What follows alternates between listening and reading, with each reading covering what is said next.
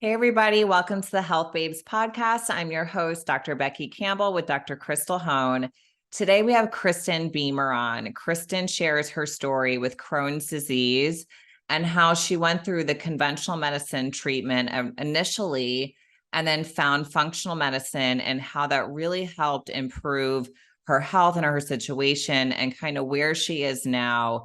And she really goes into like the ins and outs of, the diet, what she ate at the time, and then what she eats now, mindset, how it plays a role in all of that. So it's a really great episode.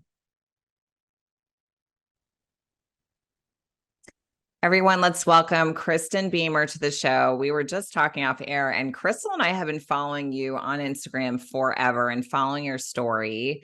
And you have such a unique story. So I really want to get into that and then get into some other things that you've been up to lately. But why don't you kind of start us off by telling us, I know you have this journey with Crohn's disease. Like, how did you get diagnosed? How old were you?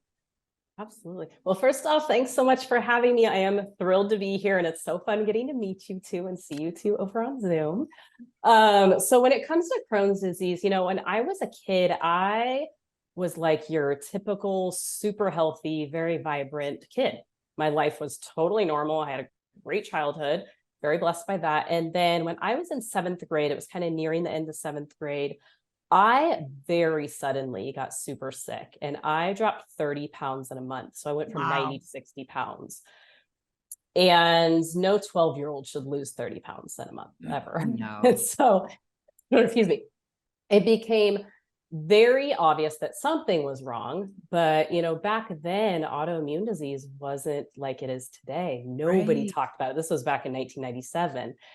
So I was incredibly fortunate because over my years, I've met so many people who are diagnosed with Crohn's, ulcerative colitis, autoimmune disease in general, really. And we're told for so many years that it was in their head. Yeah. And that can cause all sorts of trauma. And I was very fortunate that that was not the case for me. So my mom took me to my pediatrician at the time, knowing that I was sick. The nurses there kind of instantly thought that I had an eating disorder. That was like the first thing. Mm-hmm. But as soon as my doctor walked in and heard my symptoms, he knew exactly what it was because his roommate in medical school had Crohn's disease. So what are the odds, right? Yeah. So he knew immediately what to test for, who to send me to. And I was diagnosed very, very quickly, like within days. And then they confirmed that through the colonoscopy. That's kind of where my journey all started. Yeah, wow. That's a lot of weight and to be so young, and you are lucky because think of all the gaslighting that goes on with situations like this, and that really can have such a negative effect. Yeah. Yeah. I just think back to, the first question I got was, do you throw up after you eat? And I just think if I didn't have the doctor that I did, and they just went down that path of thinking like, okay, she's either got an eating disorder or she's kind of making this up kind of thing, where that could have led me. So I was very fortunate. Yeah. Oh, for sure. Yeah. And what were some of the first steps, like when you were diagnosed, especially with the conventional doctors, God thank them, right? What were some of your first steps? Did they get you on any medications? Kind of walk us through that journey. Totally. So again, 1997, there wasn't a whole lot that they could do for Crohn's. These days, I mean, you see commercials left and right for medications and things like that. So back then it was very limited. They put me on, I'm sure you're both very familiar with prednisone, anti-inflammatory steroid. So I was immediately put on high doses of prednisone. My mom would joke that feeding me became a full-time job because it makes you incredibly hungry. Like you're eating breakfast thinking of what you're going to have for lunch and dinner. Yeah. So they had a really hard time controlling my Crohn's in the beginning. They tried different medications. I don't remember the names of any of them, but I literally went from never ever taking medications to taking 96 pills a week. So it was just constant, felt like I was just swallowing these huge horse pills. But it got to the point to when I was done with kind of the end of seventh grade. I was like in and out of school because I was so sick and constantly at the doctor's. When I got done with that, beginning of my, summer vacation, I ended up in the hospital because my doctors couldn't control my Crohn's and I just kept continuing to lose weight. I was not able to eat. I was so sick all the time. I was running to the bathroom. It was like 10 to 12 times a night. Wow. So I was never sleeping. I was in just so much pain. And when I was put in the hospital, it's funny because I was talking to my husband about this the other day. And when you're 12 years old, it's so hard to wrap your mind around this little thing. And I remember sitting in at the admin's office, waiting to be, it takes hours to be admitted to the hospital. And they told me that I couldn't eat anything. And I was like, oh, I just can't eat lunch. Like, okay, I'm not very hungry anyway. But then I found out that I wasn't able to eat for weeks. Wow. And they were going to put me on TPN, which is like you're fed kind of nutritionally through an IV that goes into your central line. And it was an extremely traumatic experience because, even as they're explaining putting a PICC line into me, I literally, my 12-year-old brain thinks they're going to like sew something onto my arm. I couldn't understand any of it. Right. So that was the first couple of years for sure were really rough because they called me what they said is steroid dependent. So anytime they tried to take me off of prednisone, which is, you can't be really on prednisone long term, especially high doses. Yeah. I would get super sick immediately. Prednisone worked very well for me, but only for short periods of time. So that's kind of like the beginning of where it started, where it was just constantly in and out of the doctor's office, constantly, I had a really great GI doctor when I was a kid trying their hardest. And it wasn't until I was 14 that I was placed on a new medication, my first biologic medication. And that was the first medication that like really put me into remission for a while. Okay.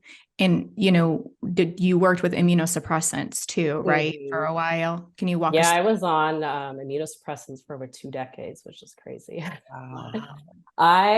Especially in the beginning, when I was diagnosed, I was always kind of explained that you will take a medication and that will kind of be your life. And when it stops working, because they always stopped working, my body would usually build up antibodies towards it, that I would just take the next new medication. And so that was my life for many, many, many years of that.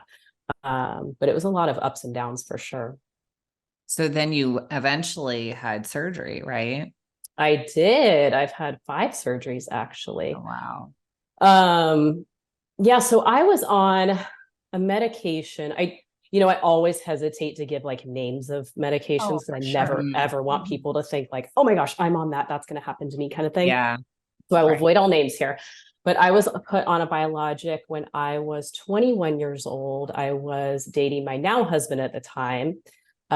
He was a paramedic at the time, became a firefighter, all that kind of stuff, and was just so supportive of me and used to give me my shots at home and all that stuff. But I was on this medication that worked really well at first. And then one day I woke up and I had a really bad sinus infection. And then it was like a week or 2 later, I got shingles. And I'm 21, I can't like compute the like, wait, this is because of the medication that I'm on. And the medication that I was on was so new that they didn't have the full long-term studies. So they couldn't connect that I was getting these sinus infections due to this medication. So I ended up, as crazy as it sounds, I lost my voice for 1.5 years. Wow. I was in fashion design school.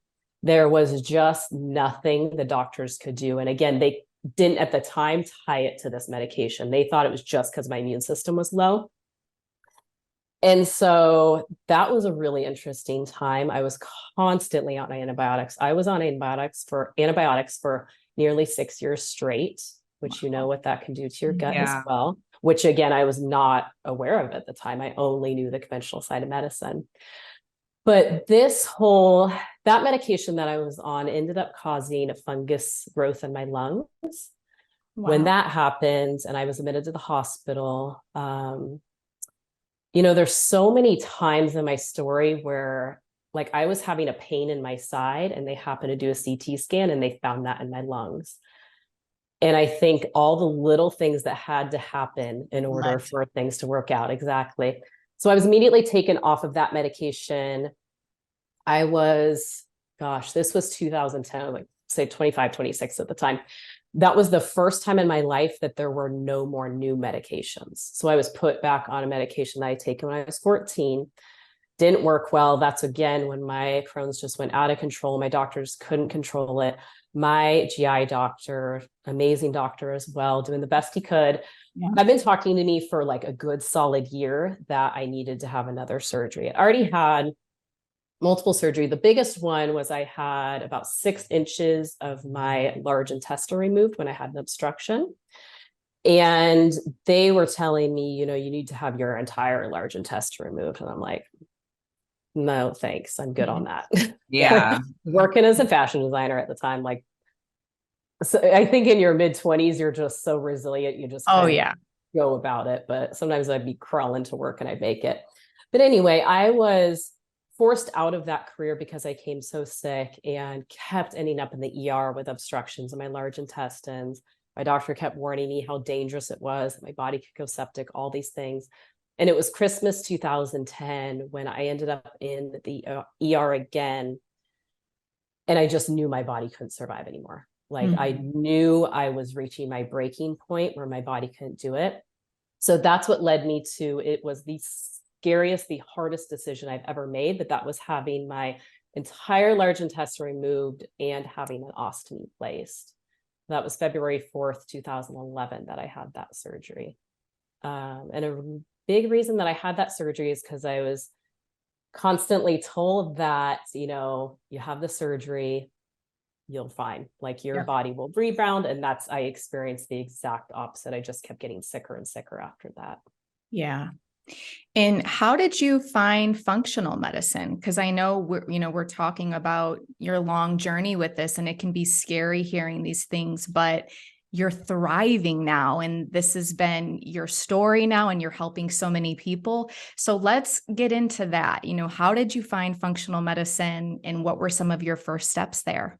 Ooh, great question. I love functional medicine so much. I had no idea it was a thing. Us too. I know, right? It's the best. So after my surgery, I, just kept getting worse. I was on just constant antibiotics. My doctor wanted to do sinus surgery.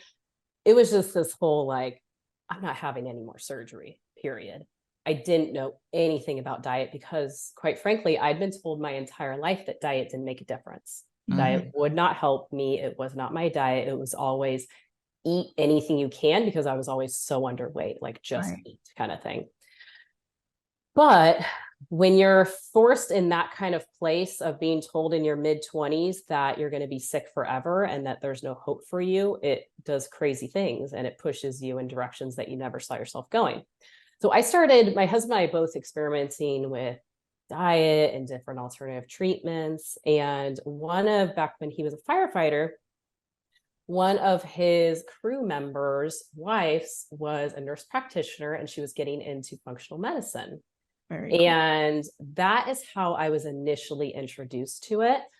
So I wasn't working with her or anything at the time, but, we'd go over to her house for dinner, and I knew she was super knowledgeable.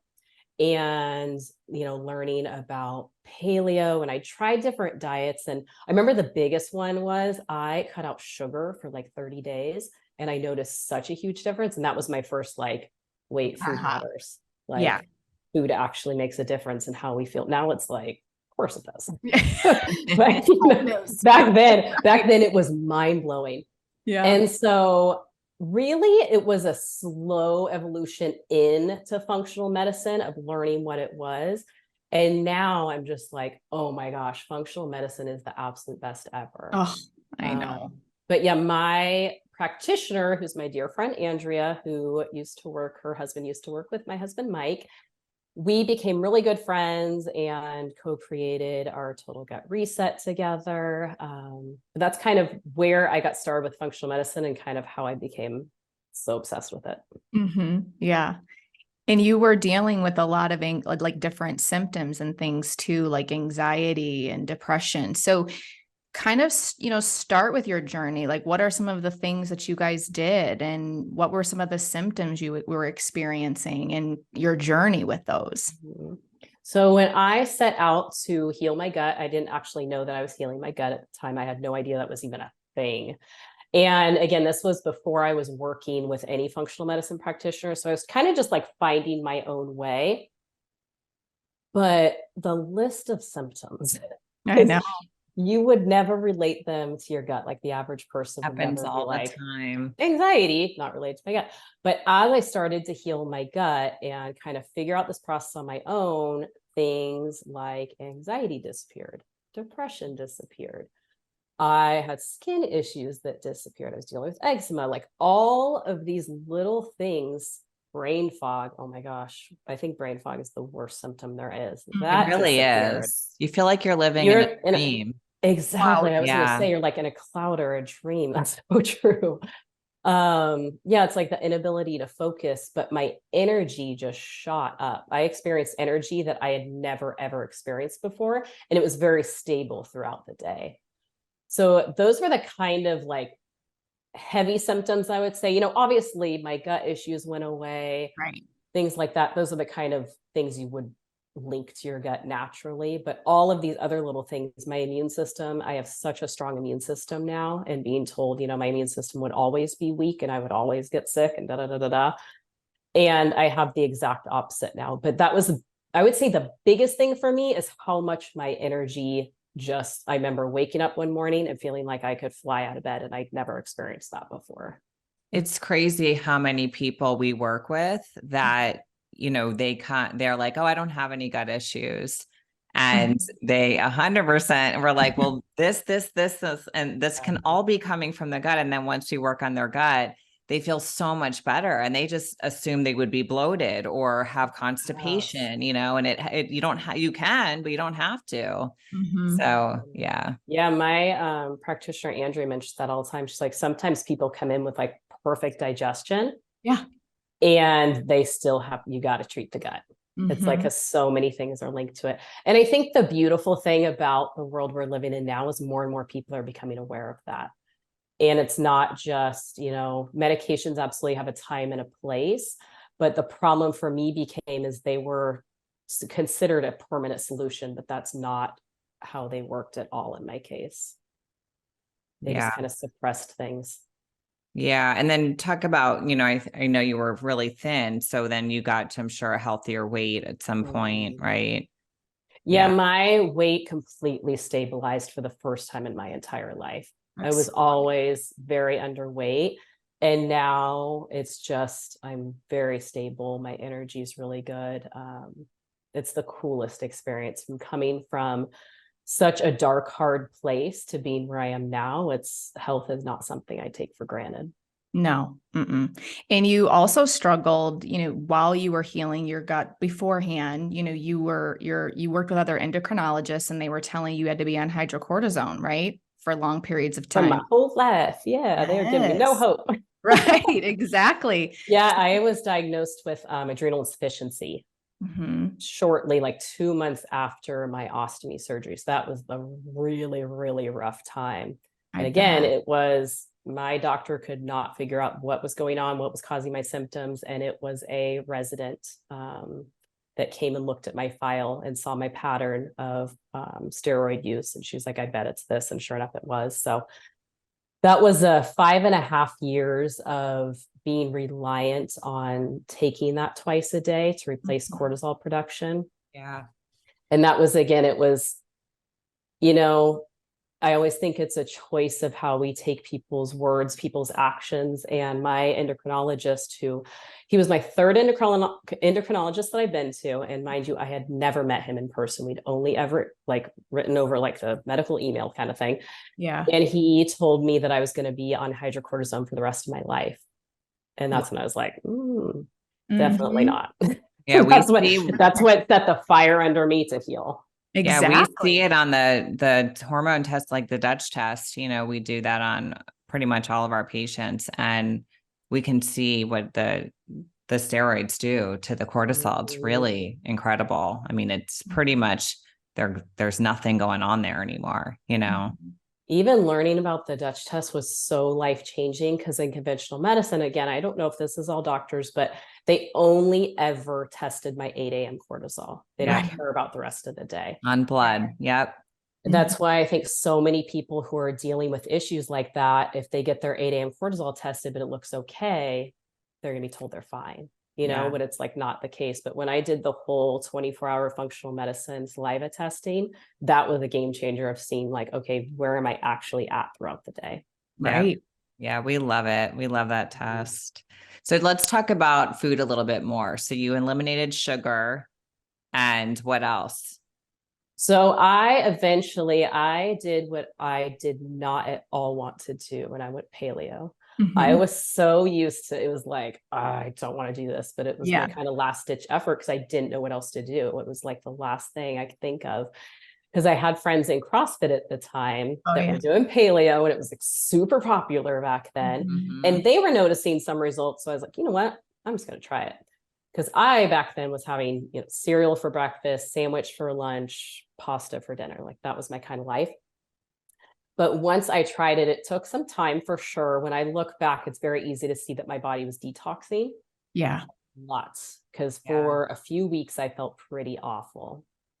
And after that few weeks point, that's when it turned around. So I went, full on paleo. I eliminated, what's that do? Grains, gluten, dairy, soy, legumes, like all those kind of things for my diet. But what I found really quickly is because how well it worked for me at the time, I was in the mindset of, okay, well, I need to find a way to make this sustainable, and not only sustainable, but fun. Yeah. And so that's what I did while my body healed. That's why I originally started creating recipes, because people were asking me, my friends and my family were asking me like, where are you getting these recipes from? I'm like, oh, I'm just creating in the kitchen. So that's how my social media very first started, was just, I need somewhere where I can put these recipes so people can see them and like come back to them when they want. Which was a while ago where we needed that, it was, now everyone does that. But I mean, exactly. You were an OG girl. You're the OG. It was so cool because it was this tight-knit group of paleo people. And it was a first time where I was like, oh my gosh, other people exist that are doing this. Yeah. I had no clue, because you can be, surrounded by tons of people in your life, but everyone might be kind of healthy or not making diet changes. So, So how long, for listeners, how long did you do paleo? What's your diet like now, and what's your journey now? Yeah. So I did paleo probably a lot longer than most people ever would. I did it for 2 full years. And again, it led back to, it was before I was working with functional medicine practitioner. I didn't really know what I was doing. Yeah. But I had a lot of healing to do. So my body healed on deeper levels than I could have ever imagined. Again, like down to the immune system level of healing.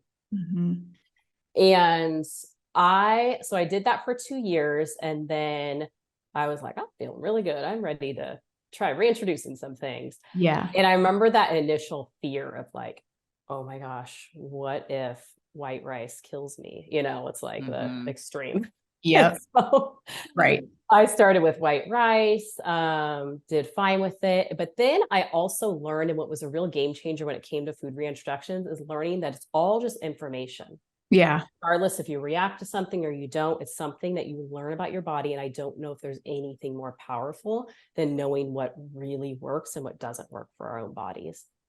So I kind of did, slow reintroductions over time.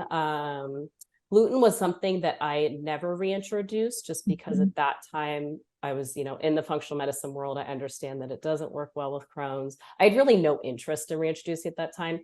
I accidentally had it at restaurants, and that's when I realized how sick it made me. Yeah. I was thinking one of the coolest things is that, I've had that happen several times throughout the years.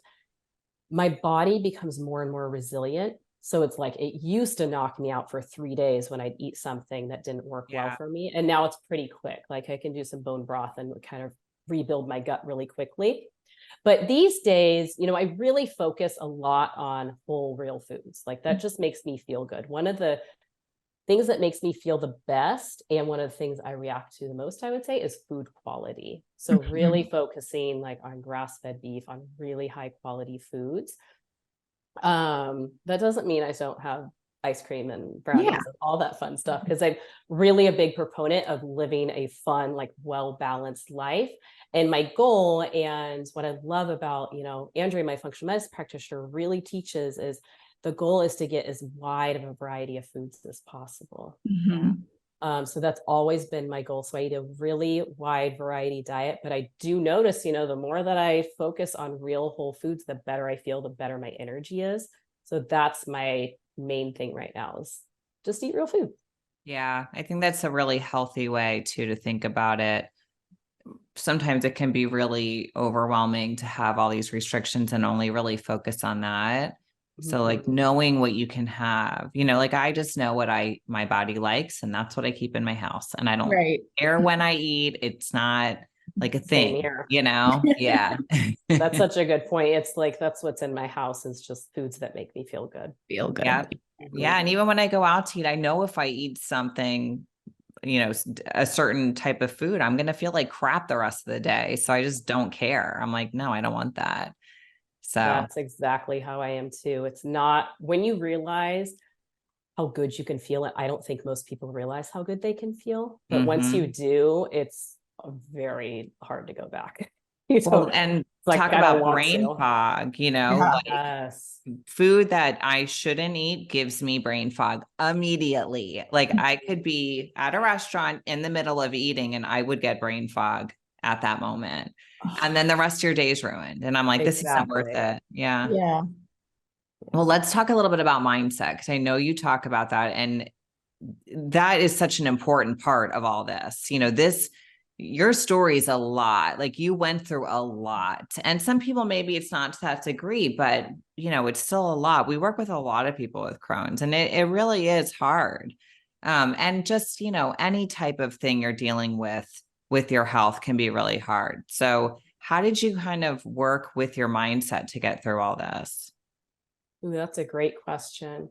My mindset really started at my rock bottom, and that's why I'm such a huge believer that it doesn't matter where people are starting. You can Yeah. accomplish really whatever you want to. But I used to have, I would say actually it really, really started. I didn't even think about it till just now. But when my doctors, and of course they're well-meaning, they wanted the best for Sure. me.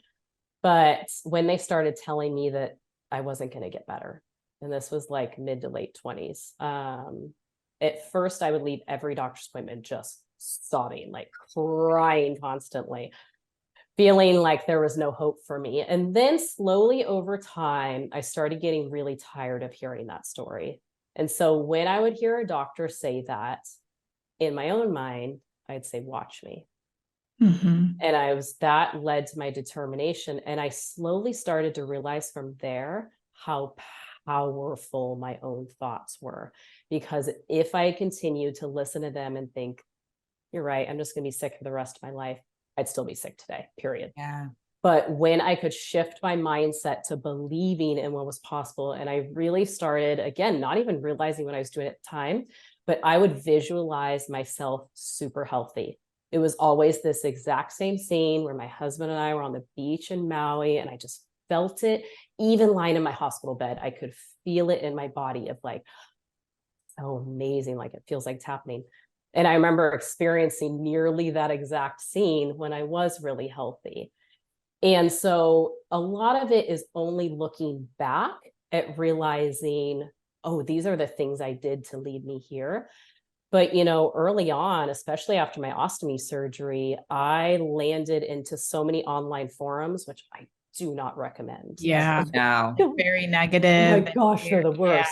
Yeah. There were zero stories of hope. And so I was Right. like, okay, people out there need stories of hope, so I can be an example. But I really decided that I faced the choice of, I can become a victim because of this, or I can turn this into the greatest thing that's ever happened to me. And so I decided this is going to be the greatest thing that's ever happened to me. This is going to lead to a very rich, amazing life story with a happy ending to it. And I used my mindset so much to get me there. When doctors didn't believe in me, I would believe the opposite. When people almost thought my beliefs were delusional of what I thought was possible for my life, I now see my delusional beliefs led me here.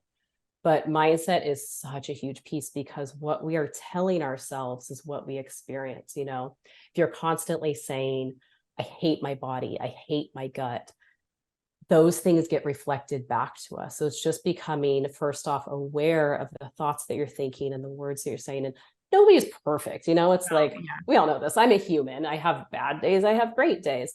But really balancing that out and realizing that my bad days are a lot less bad and they're shorter. They don't drag on for months because of my mindset and because of how much I've strengthened it to become aware of what I'm thinking. And I realize when I have those spiraling thoughts, I feel terrible. It's like eating something that makes you feel terrible. It's kind of the same experience.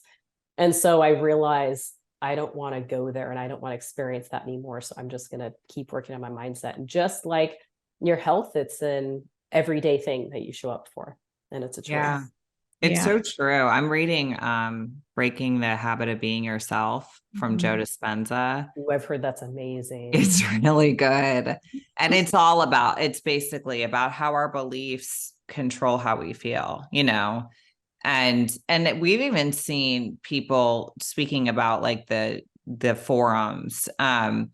It is sad because it could be a really great community, of people supporting each other, and they are supporting each other, but it seems like it's surrounded with the negativity, and there's not like, and this is my positive story. And we've even seen it to the point where some people identify so much with their illness, and it becomes like their life and their hobby to talk about it, but only the bad parts. That if they actually are starting to get better, we can see people self-sabotage back into staying sick, because then they're losing their identity in their mind. And I think it's such a great thing to think about reversing that and using your story to, help other people. And that can be your identity, or, whatever you're using this for, definitely reframing that. So I think that's so great how you do that, and, what you've done with this situation, because I knew your story, but I didn't know all the ins and outs like that. I mean, it's a lot. It's intense, and it's just so great to see someone so positive about it.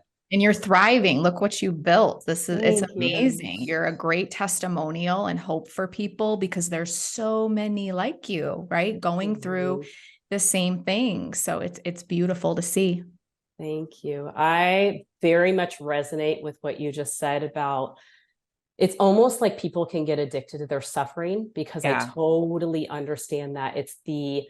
And a lot of it, they're not even aware of. And again, I wasn't aware of it, of kind of expecting life to be constantly hard and your health to be constantly hard. Because I remember when I was healing, I went through this whole journey that I never expected, of this deep inner work where I had to heal so many things from my past. And something that helped me the most was finding the lesson in every little thing. Even I shared a reel yesterday. It was just a story that kind of popped up into my mind the other day. I was like, oh, I forgot about that. But it was when I met my ostomy nurse right after surgery, and she unfortunately was a really awful person and treated me terribly, treated my husband terribly. We were at my weakest point. It was 3 days post-op. And for a long time, I held a lot of resentment towards her. And the coolest thing is when you can realize that those things serve a purpose and they're actually there to make you greater. Like, my thing is, she wasn't there to break me. She was there to help create me, because she reminded me of my true strength. Yeah. And recognizing these little things that, yes, it was hard. Yes, it super sucked at the time, but it made me better. And I think when people can really realize that it's actually going to make them better, it's going to make them stronger, that's when you can really turn your pain into your gifts. Because, when I was healing, I realized I became very scared of being healthy, because I've been sick for so long that I was like, wait a minute, you're going to tell me that I have to show up in this world healthy and I have to fully show up and fully be seen? That seems really terrifying. Yeah. And for a long time, I wasn't aware of it, but I was, just like you're saying, I was like sabotaging myself, holding myself back. And I really had to work on that to realize, okay, it's actually easier, way easier now. I could tell you that for a fact. Yeah. Easier to show up when you're healthy and you're feeling good than it is to be sick and stay small. Yeah, for sure. That's such a good way to think about it. For listeners that are listening in, I know you mentioned, really looking at things more in a positive way. What's the lesson in that, right? Mhm. What are some other actionable things that you did to help your mindset or to work on your mindset? Oh, lots and lots and lots of journaling. Yeah. And that took practice. So often I hear from people who want to get started journaling, because I talk about it often, how I have a journaling practice I do every morning. Mm-hmm. And they're like, I don't even know what to write. I'm like, I get it. We're Yeah. humans, right? Our brains are so complicated. But I found, for years now, I've been meditating daily. I just do 15-minute quiet meditation. I just see it simply as not a way to like stop my thoughts or anything like that, because that didn't work for me a long time ago. I've noticed that. So I just love sitting still and kind of asking questions and seeing what comes through. And sometimes, still this day, I've been journaling for years now. I'll break open my journal and my pen and I just write for a few minutes every morning. Sometimes it's longer if more comes to me. Sometimes I'm like, I don't even know what I want to write. So I just are asking myself questions. That's a good And idea. it's the whole quote, I think it was originally Napoleon Hill or something, where it's the quality of the questions you ask determines the quality of your life. I'm such a huge believer in that. Oh, So I'm really asking myself questions like, how can I grow today? And just asking myself very in-depth questions. And I think that's a huge part of how I've turned all of these, experiences that I've gone through, these really hard challenges, into such beautiful gifts. Because I've realized that every single person, no matter how they showed up in the way that I needed them to, not necessarily how I wanted them to, but how I needed them to in order to get to where I am today.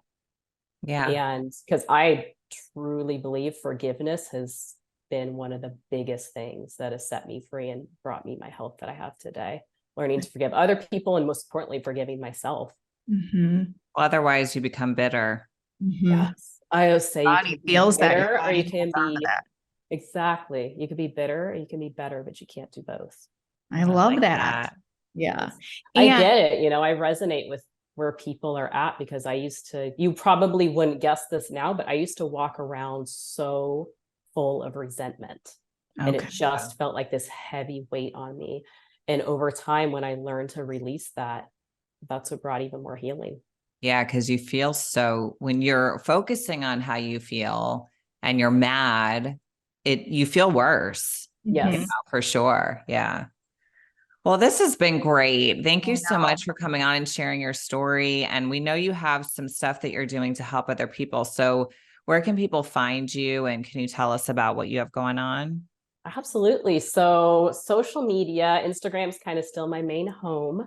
Mm-hmm. I am over at Kristen.Boehmer. You can find me there. And then my website is KristenBoehmer.com. And 2 months a year, we launch it. It's our Total Gut Reset that I do with my functional medicine practitioner. It's the coolest program in the world. We just closed out another round. And because everyone loved it so much, we ended up creating a membership so people could continue on with us because they didn't want it to end. So that's kind of our main program that we launched. And then I do a program called Overcoming Overwhelm, because I don't know if you resonate with this at all, but I used to live in the land of overwhelmed, and it stopped me a lot in my health. The biggest. And so instead of spinning my wheels, I learned how to totally overcome that, and move through overwhelm in a totally different way. And that's a little mini course that I teach. Awesome. I feel like everyone could use that course. Yes. Totally, right? Especially in this world. I know Yeah. it. Oh my goodness. Seriously. Well, thank you so much for coming on. We appreciate it. We loved having you. Thanks so much for having me. This was awesome. Yes. Yeah. Thank you guys for listening. We hope you guys enjoyed this episode. If you did, if you can pop over and leave a review, that would be awesome. You can also find us over at healthbabes.com, where you can find our courses, our latest book. We also are on Instagram at The Health Babes, at Dr. Becky Campbell, or at Dr. Krystal Hohn. I hope you guys have a great rest of your day.